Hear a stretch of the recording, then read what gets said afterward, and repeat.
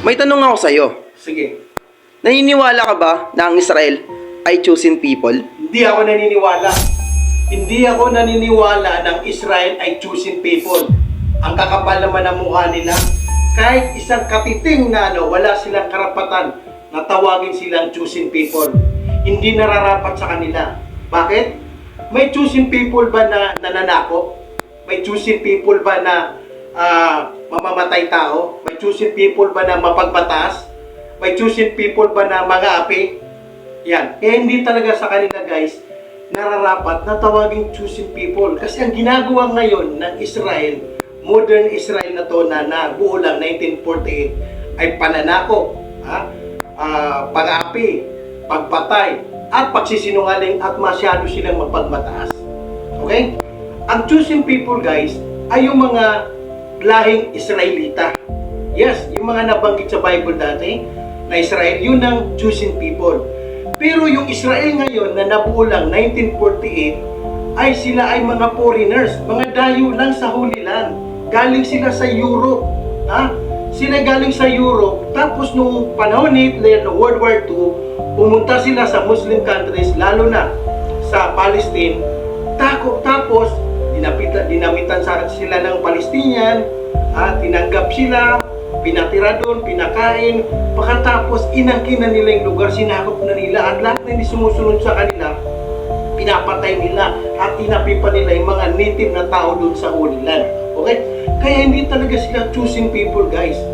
Kaya nga, sa Israel, ang pinakapatakaran nila, paulit-ulit ko itong sinasabi, na bawal sila kunan ng DNA test. Bawal, bakit? Malalaman kung saan sila nanggaling na lugar, anong lahi sila. Kaya guys, hindi talaga sila choosing people ang Israel.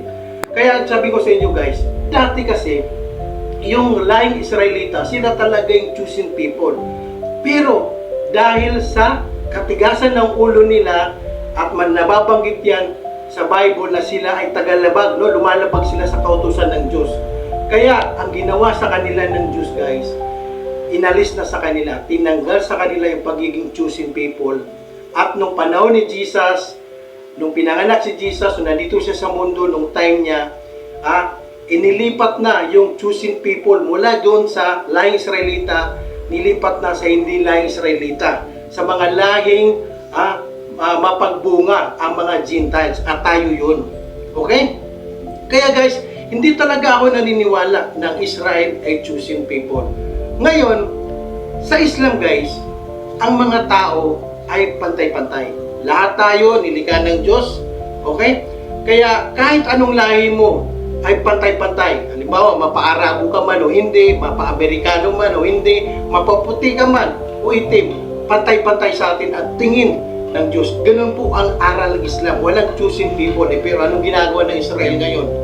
Ang ginagawa nila ngayon guys, makademonyo. Napakasinungaling nila. Tapos, mamamatay tao sila, pinapatay nila mga Palestinian. Kahit yung mga, lalo na yung mga inosente at mga bata. Nung gumawa sila ng genocide sa Gaza at ang daming namatay, no? Mahigit 75,000 na namatay doon at karamihan ay mga inosente at mga bata. Yan ba yung matatawag mo na choosing people? Sinakop nila yung mga karatig lugar nila. Lebanon, South Lebanon, tapos ang Eastern Egypt sa Mount Sinai, tapos ang Western Syria sa Golan Heights, tapos mayroon pa silang plano na Greater Israel kung saan yung lahat ng lugar sa Middle East ay buburahin nila at gagawin nilang Israel. Kaya mayroon bang choosing people na ganun, na mananakop ka, tapos mga api ka, tapos tawag dito, pinapatay mo yung mga civilian. Walang ganun na choosing people guys. Ang totoong choosing people ay yung mga dating lahing Israelita. Okay? Kaya sila tinawag na choosing people. Lilinawin natin na pag sinabi mong choosing people, pinili ka ng Diyos. Okay? Pinili ka ng Diyos para maging choosing people.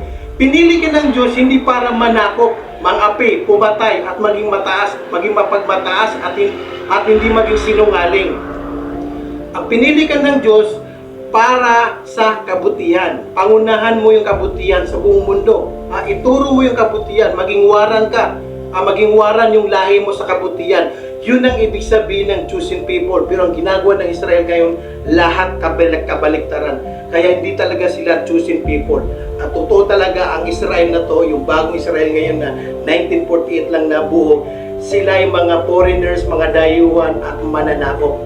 Kaya nga ang Israel ngayon guys yan ay kumbaga kung ayaw maniwala ka man sa hindi, yan ay nasusulat na balang araw dahil sa ginagawa nilang hindi makatarungan, lalo na sa mga Palestinian na sa mga karating lugar nila, ay balang araw ay pupuksain sila ng Diyos. Ang Diyos na mismo ang paparusa sa kanila.